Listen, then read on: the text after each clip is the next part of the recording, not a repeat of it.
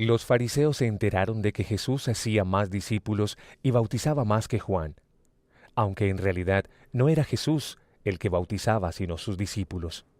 Cuando Jesús lo supo, salió de Judea para volver a Galilea. En su viaje tenía que pasar por la región de Samaria, de modo que llegó a un pueblo de Samaria que se llamaba Sicar, cerca del terreno que Jacob había dado en herencia a su hijo José. Allí estaba el pozo de Jacob. Jesús, cansado del camino, se sentó junto al pozo. Era cerca del mediodía. Los discípulos habían ido al pueblo a comprar algo de comer. En eso, una mujer de Samaria llegó al pozo a sacar agua y Jesús le dijo: «Dame un poco de agua». Pero como los judíos no tienen trato con los samaritanos, la mujer le respondió: ¿Cómo es que tú, siendo judío, me pides agua a mí, que soy samaritana?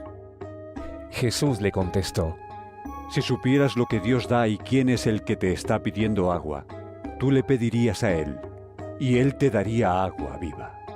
La mujer le dijo: Señor, ni siquiera tienes con qué sacar agua, y el pozo es muy hondo. ¿De dónde vas a darme agua viva? Nuestro antepasado Jacob nos dejó este pozo, del que él mismo bebía y del que bebían también sus hijos y sus animales. ¿Acaso eres tú más que él? Jesús le contestó: Todos los que beben de esta agua volverán a tener sed. Pero el que beba del agua que yo le daré nunca volverá a tener sed, porque el agua que yo le daré se convertirá en el manantial de agua que brotará dándole vida eterna. La mujer le dijo: Señor, dame de esa agua, para que no vuelva yo a tener sed ni tenga que venir aquí a sacar agua. Jesús le dijo: Ve a llamar a tu marido y vuelve acá. La mujer le contestó: No tengo marido.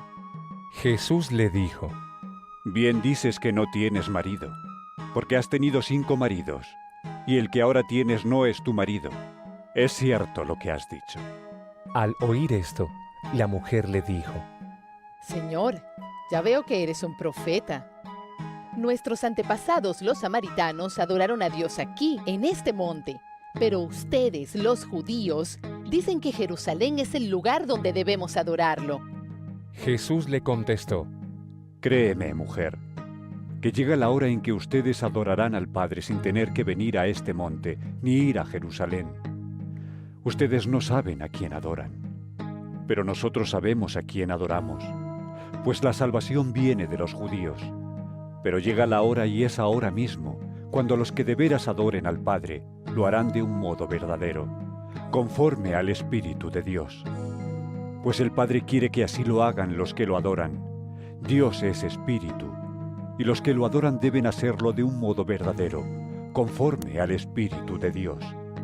La mujer le dijo: Yo sé que va a venir el Mesías, es decir, el Cristo, y cuando Él venga, nos lo explicará todo. Jesús le dijo: Ese soy yo, el mismo que habla contigo. En esto llegaron sus discípulos, y se quedaron extrañados de que Jesús estuviera hablando con una mujer, pero ninguno se atrevió a preguntarle qué quería o de qué estaba conversando con ella. La mujer dejó su cántaro y se fue al pueblo, donde dijo a la gente: Vengan a ver a un hombre que me ha dicho todo lo que he hecho. ¿No será este el Mesías? Entonces salieron del pueblo y fueron a donde estaba Jesús. Mientras tanto, los discípulos le rogaban: Maestro, come algo. Pero él les dijo: Yo tengo una comida que ustedes no conocen. Los discípulos comenzaron a preguntarse unos a otros: ¿Será que le habrán traído algo de comer? Pero Jesús les dijo: Mi comida es hacer la voluntad del que me envió y terminar su trabajo. Ustedes dicen: Todavía faltan 4 meses para la cosecha. Pero yo les digo que se fijen en los sembrados, pues ya están maduros para la cosecha. El que trabaja en la cosecha recibe su paga, y la cosecha que recoge es para vida eterna, para que tanto el que siembra como el que cosecha se alegren juntamente. Pues bien dice el dicho, que unos siembran y otros cosechan. Y yo los envié a ustedes a cosechar lo que no les costó ningún trabajo. Otros fueron los que trabajaron, y ustedes son los que se han beneficiado del trabajo de ellos. Muchos de los habitantes de aquel pueblo de Samaria creyeron en Jesús por lo que les había asegurado la mujer. Me ha dicho todo lo que he hecho. Así que, cuando los samaritanos llegaron, rogaron a Jesús que se quedara con ellos. Él se quedó allí 2 días, y muchos más creyeron al oír lo que él mismo decía, y dijeron a la mujer: Ahora creemos, no solamente por lo que tú nos dijiste, sino también porque nosotros mismos le hemos oído y sabemos que de veras es el Salvador del mundo. Pasados esos 2 días, Jesús salió de Samaria y siguió su viaje a Galilea, porque, como él mismo dijo, A un profeta no lo honran en su propia tierra.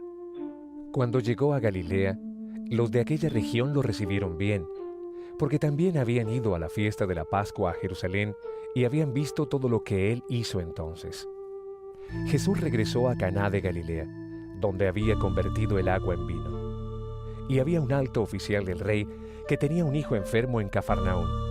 Cuando el oficial supo que Jesús había llegado de Judea a Galilea, fue a verlo y le rogó que fuera a su casa y sanara a su hijo, que estaba a punto de morir. Jesús le contestó: Ustedes no creen, sino ven señales y milagros. Pero el oficial le dijo: Señor, ven pronto antes que mi hijo se muera. Jesús le dijo entonces: Vuelve a casa. Tu hijo vive. El hombre creyó lo que Jesús le dijo y se fue. Mientras regresaba a su casa, sus criados salieron a su encuentro y le dijeron: ¡Su hijo vive! Él les preguntó a qué hora había comenzado a sentirse mejor su hijo y le contestaron: Ayer a la 1 de la tarde se le quitó la fiebre. El padre cayó entonces en cuenta de que era la misma hora en que Jesús le dijo: Tu hijo vive. Y él y toda su familia creyeron en Jesús. Esta fue la segunda señal milagrosa que hizo Jesús cuando volvió de Judea a Galilea.